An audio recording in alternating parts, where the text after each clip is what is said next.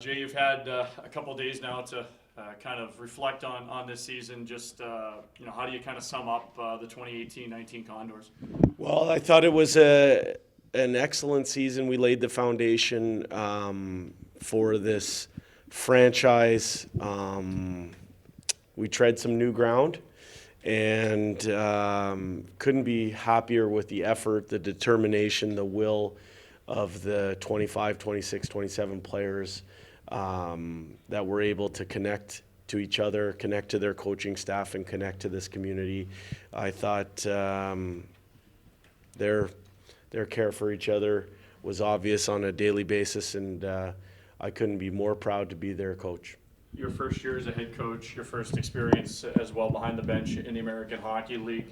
What were some of the challenges, and how do you think you personally overcame some of those challenges with this group and to be able to lead this team into the playoffs and into the second round? Great question. The first thing I would say is I learned how excellent the American Hockey League is. This is highly competitive.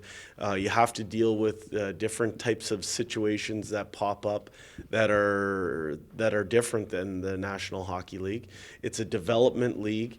I think right off the bat we made the case of how important it was to develop our players, but to do so in a winning environment. For me personally, the challenge of putting together a cohesive and contributing coaching staff was my biggest challenge in the summertime, and I couldn't have been happier with the staff that we put together. I mean, just excellent work from Dave Manson, JF Houle, Sylvain Rodrigue, and Sam Kim. They all found a way to have a huge impact on our group of players, and I know they all had a huge impact on me personally. I learned that being a head coach, ultimately the buck stops with you. It's something that I really appreciate, and I've learned a lot during the season that's going to make me a better coach going forward. And like I said, the biggest thing was how proud I am of how hard this group worked, how they taught me what a true team looks like, and that's a group of individuals that are willing to put the group ahead of themselves. And while we're disappointed with not going further in the playoffs and reaching our ultimate goal, I think there's a lot to be proud of here this year. Jay, you talked about the connection. That was a word that you used when you were introduced to Bakersfield. Not only the connection with each other, but the connection with the community. Now, that's not something that just happens over one season. Now, how important is that first step in terms of that long-term connection to the community of Bakersfield? Well, I think hockey's been around Bakersfield for a while. The Condors organization, this famously their 21st year, they're returning 21 this year. And I think there's been some great people affiliated with the organization. What we wanted to do was to revitalize that excitement about this organization and revitalize the excitement for the level of hockey that's being played here now. These young men that are playing in this league are an eyelash away from competing in the highest league in the world, in the NHL. And so the level of hockey that was displayed here this year, I think, was something that the community really got behind. I think our team embodied what it was to be a citizen of Bakersfield. I mean, if you've spent enough time around here this last little while, you know that people take a lot of pride in their hard work. They're friendly people. They're people that are engaging, and they're proud of where they come from. And I think if you talk to our players who spent a lot of time in the community, off the ice, they're proud to be a Bakersfield Condor, and we wanted to reestablish that and do it at this American Hockey League level, the highest level that this city has seen. And like I said, I think we laid a groundwork for the future of this organization, which is that we want a high level of hockey being played, and we want this team being connected to the community. And when you see the way this community supported this team during our our stretch run, during our 17-game winning streak, and during the playoffs, I'll tell you what, it really buoys our team and buoys this group of young men to give it everything they have. And like I said, I think it's a real symbiotic relationship where the team embodied the community and the community got behind the team. Obviously, you lost Cooper Marody kind of after round number 1 in game 4 there. You lost Ethan Bear in the second round. Were they close? Were they farther away than maybe you'd expected? Or kind of, had this gone a little further, could you have seen both of them in the playoffs? Well, I think Kyler was done for the year. And that was a big loss. He's a really good hockey player that provides an element of skill and has a bright future in front of him. Cooper was close to getting back to skating, and who knows how far he would have been away. Those are two big losses, two big offensive losses. And I think if you look at the games that we didn't win in the San Diego series, we never got above 2 goals. And so that's a goal a game right there with those 2 guys missing. But you can't underscore some of the other people that we missed along the way as well. We lost Luke Esposito, Ethan Bear. We had other huge injuries that you guys don't know about, but that these warriors in there were playing with on a nightly basis. Some of them we had to put together with chewing gum and a clothespin to make sure they were able to get out and play. And, that's a mindset that we wanted in our players too. You talk about the growth of young players, but to find ways to compete in tough circumstances while they're injured and while they're the walking wounded, to go out and have the fortitude to compete at the level they competed at, I think it's a huge benefit to the organization. And the other thing I would say is that it spoke to the depth of the organization as well. When we were able to compete at the level we competed at while sustaining those major injuries to key players, I think it speaks to the players that were in the lineup as well. Jay, sorry, go ahead. Do you think just coming down to this final series, it was depth that prevailed with San Diego because they were so deep? Well, I think San Diego's a good hockey team too. We saw a lot of good battles against them during the year. I think we were right there in most games. If you look at the series as a whole, I thought games 1, 3, and 5 were our best, and games 2, 4, and 6 were their best. Now, we found a way to not win game number 1 in a 4 overtime period. But you talk about depth. Your depth gets tested, especially when you're playing that amount of hockey in such a short period of time. That 4 overtime game, we had a next game immediately within 18 hours the next day. 3 games went to overtime.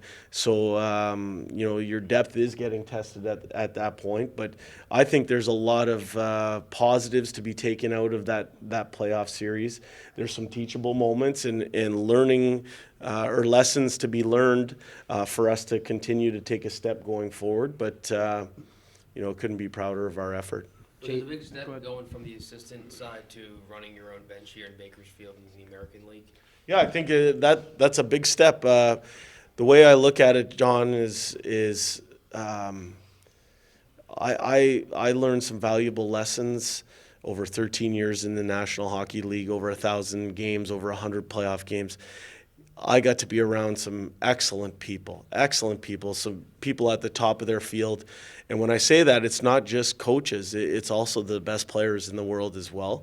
And the way I looked at it was I wanted to sharpen my skills for when my opportunity came. And I try to be as good of a student as I could be. And a lot of the things you saw put in place this year were the result of taking copious notes over 13 years, both physically and mentally, and the experience of being in some of those situations before. I really enjoyed being a head coach this year, and like I said, the best part of that was getting to work with my staff on a daily basis and getting to work with players who bought in completely. I told our group this is one of the most enjoyable groups of people I've ever been around, and I've been around some good teams along the way.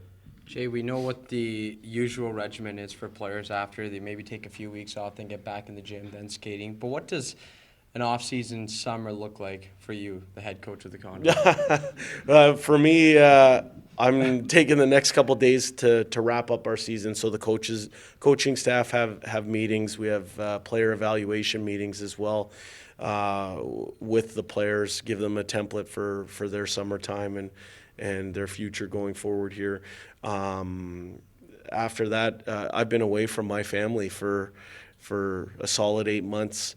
So I'm going back up to Edmonton where my wife and 2 daughters are living. So I'm going to go be a dad for a little bit, go to do some dad things like go to soccer games and coach soccer and take my kids to school and reacquaint myself with my family. And then after that, I like to recharge my batteries by going back to where I'm from, which is in Ontario. My wife and kids and I, we have a cottage up in Halliburton. Spend a lot of time fishing, a lot of time walking, a lot of time running, and recharging the batteries and get ready for important 2019 and 20 season. Where will Jay be in 2019 and 20? I don't know. Are you trying to tell me something, Griff? Here? There's talk. Well, yeah. I thought during the playoffs there was some articles that came out, and I thought it was a real compliment to the Bakersfield Condors that we were making national news in Canada there, that reporters based out of Toronto were talking about the Bakersfield Condors and some of our players and some of our staff members. But that goes back to what we talked about to our players right off the bat at the start of training camp, was that we wanted to make sure that we were winning games because as important as developing is, we want to win. And we believe that those two things go hand in hand. And what we told our players is that when the team has success, everybody wants you. And, I think you'll see the benefits of this team, this 2018-19 Condors team. You will see the benefits for our organization here for years to come.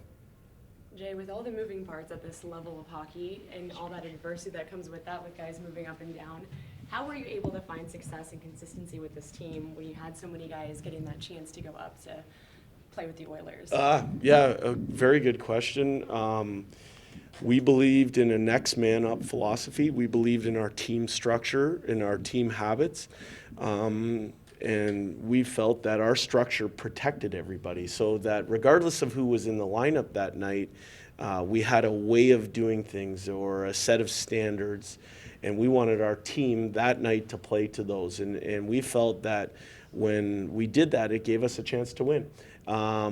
It speaks to the organizational depth we have, and I think the mindset of our players of sticking with things and being persistent.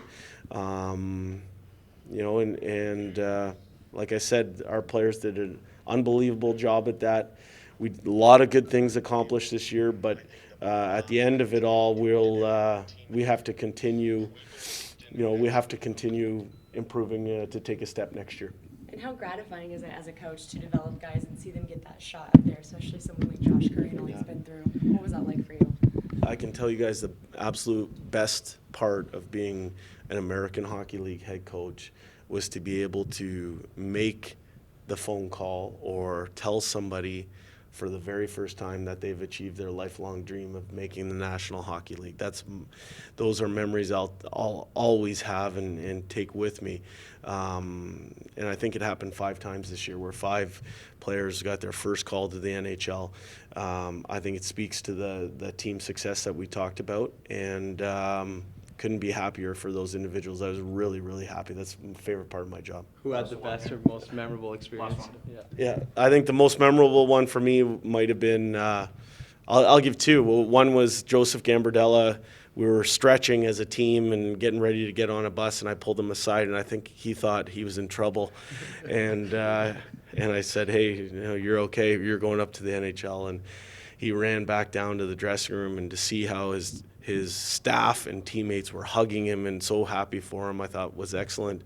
I also remember calling Caleb Jones late at night after a game one night and calling him and telling him, and he was so excited to tell his family, and then he said, I can't wait to call Mance, who's his defense coach, and let him know. So those are real fun experiences, and like I said, I think we made the point in training camp how important it was to win, how teams win, and how when teams win, that those rising tides float all boats.